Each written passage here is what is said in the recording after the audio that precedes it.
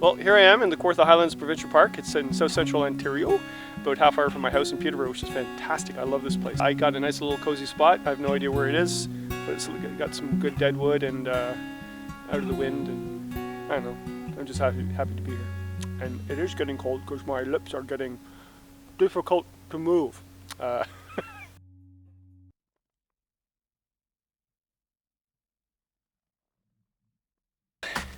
It's a lot of work.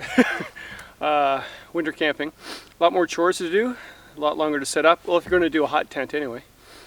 And it's a lot more work when you're by yourself, I tell you.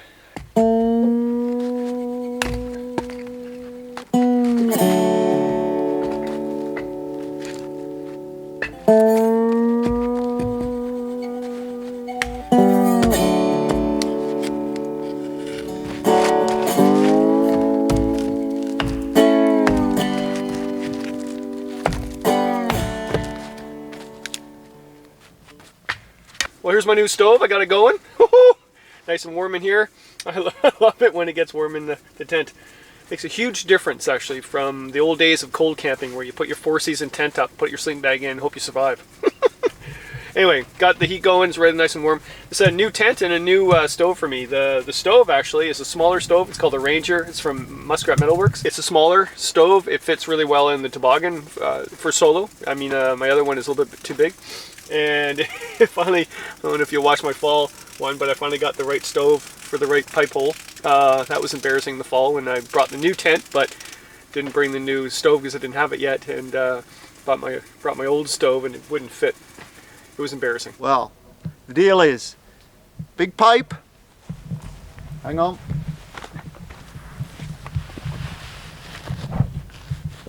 Small hole, pipe don't fit through hole. So we had this great idea to stick out the front door, and we'll be warm enough here tonight. I like the stove. Again, it is compact. It's got the snow legs, which I think is really important to have. It's got basically everything else the other stoves do have. It's got the holder on the side here. The damper is a little simple, but it works. I was wondering when I first got it, I was like, boy, that's really simple, but it works quite well. The one thing I really like about it is that you can actually, the dampener on the front of the stove here, you can actually see the flame when it's open. And that, I know that sounds really silly, but it's nice just to sit and watch the flame. All right, I'm heating up some tea, some water for tea, and melting some snow. I didn't camp near any water source, so I'm gonna have to melt some snow for dinner and for breakfast. Melting snow, just so you know, I don't know if you know this, but don't put snow in the pot without putting a little bit of water in first, or it will taste burnt. It's a kind of weird taste to it.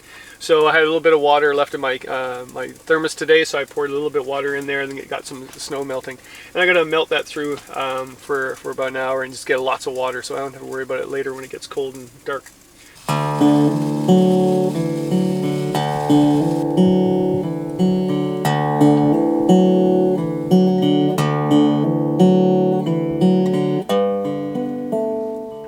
Well, it's warm in here now. I have no idea what time it is. Again, I don't have a watch. I think it's late. Mind you, I think it's midnight, but it's probably 6. The tent that I have, I just got this a few months ago. Kind of excited about this. I got a Snowtrekker tent a couple years ago. It's called a shirt wall, and love it. It's a 3-person tent. But what I decided to do is get a smaller tent in case I wanted to go solo like I am right now. And this is a Basecamp, and the Basecamp is taller, wider, with a bigger door. You can tell I'm tired today. What a brutal day. Forget the whole idea of backpacking or canoeing. Hauling a toboggan across the snow is one thing, but hauling a toboggan across the snow and when the snow is 3 or 4 feet deep, that's exhausting. I took my snowshoes off once just to see how deep it was. Went up to my waist. So yeah, like the stove, a little bit small. If it's going to be minus 40, I don't think it's minus 40. But if it was anything colder than tonight, it's minus 20, maybe get minus 25 later. And that's Celsius. I don't know if I would take the Ranger. I would take my bigger stove. But for solo, this is perfect, a perfect setup. What's really kind of cool is that everybody thinks, well, why go out in the wintertime? There is a lot more wildlife out. I don't think the camera can pick this up, but through the whole morning, since I packed up and left, I've heard wolves or coyotes off to the east and howling away. Haven't seen them, but it's kind of neat actually. I thought I knew they howled at night and everything else, but not during the day, not that long either. I had snowshoe hares run in front of the tent when I was peeing. That was hilarious. And I had what I think was a moose glopping along through the hemlock boughs. Something big. I couldn't see it, I just heard it. Maybe it's my imagination, I'm not sure. I'm by myself. What was it? Rabbit? Could be a moose. I'd like to thank my daughter. My daughter's 9 years old, and I did a whole bunch of TV things the last couple weeks on winter camping. And she said, Dad, you better go out and do what you say. Finally, single malt. What am I having tonight? I'm having, with a lime, I'm having, what kind of single malt am I having tonight? What did I bring? It's good. I'm not sure what it is, but it's good. No, you know what it is. It's not single malt. It's a blended. It's Famous Grouse. It's kind of a, I don't know. I like it. It's cheap too.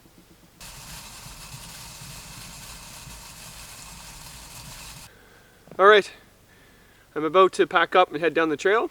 It snowed last night. I think it's going to snow all day today, but it's a little bit warmer than yesterday. Last night was pretty cold. I gotta say, got a new sleeping bag by Nemo, and it's called Coda, and it's what, minus 29 Celsius, which is that's minus 20 Fahrenheit.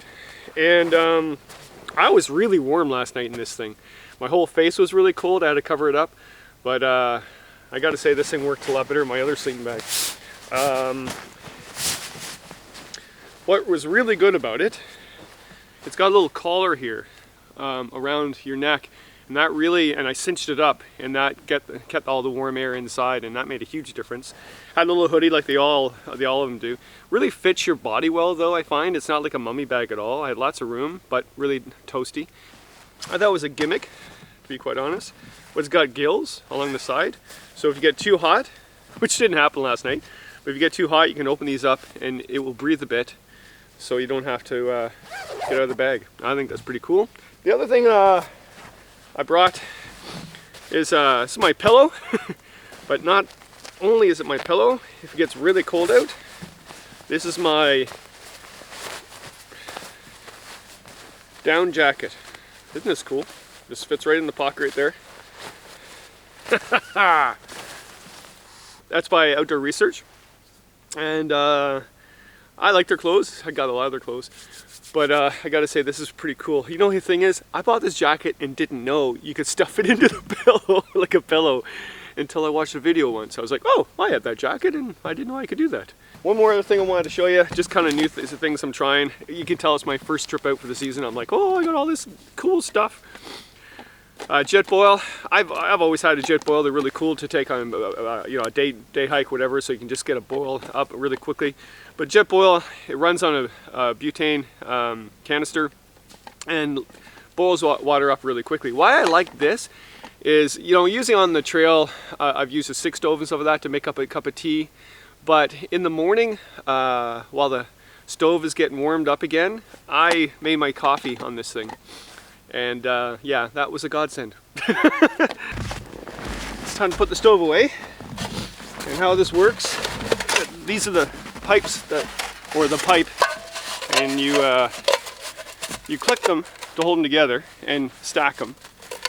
And then you unclick them and stack them together to fit in there. It's more compactable. Oh, she's cold. What you also do is that all the embers that were in here, I threw over in the snow over there, and if my hands get cold, setting the tent down and everything else, I can go over there and get them warmed up by a little mini fire I made. Fits in there really nice. I think I was supposed to put this in first. Nope, I'm good. The legs fold down. Look at the size of that. All right, time to set the tent down. Winter camping, you get worried about being cold, but when you move around, you start moving around, I'm really hot right now. Whew. All I have is a couple merino wool sweaters on, and that's it. And even my hands, like it's got probably -10 or whatever. And look at my hands are fine. In fact, I'm using the heat of my hands to warm up the poles, to melt the ice around the poles so I can pull them apart. And nope. Here's your heat. Ooh, it's cold. And there you go. That's how get the poles apart. One more thing. When you're putting the tent down, and I'm learning from experience here, make sure you have a tarp down and put all your stuff down the tarp so you don't lose it in the snow. And I was on a TV morning show once showing how to put a tent like this up, and I lost the little corner pieces that put the poles together in the snow. Could not find it. I had no idea where it was. Even went back there with a metal detector trying to find it later on, and found someone's keys that I actually got back to that person. They were amazed. I never found the little metal piece until the spring. I cut way too much wood last night, and it's always better to cut more wood, to be quite honest. What I do is when I think I have enough, I'll cut one more log. So yeah, this is one more log. So what I've done is I put the boughs down, put the firewood over the boughs, and left the poles. The poles are used in a crisscross pattern to hold the stovepipe up. And I might use this on the way out, again, doing my loop. My last night out here. It's a good spot. I've got wood, so it makes sense for me to do that. But if I don't, I can always come back here. And even 2 or 3 years later, this would be well-seasoned wood and it's all ready for me. All right. Well, that's one night.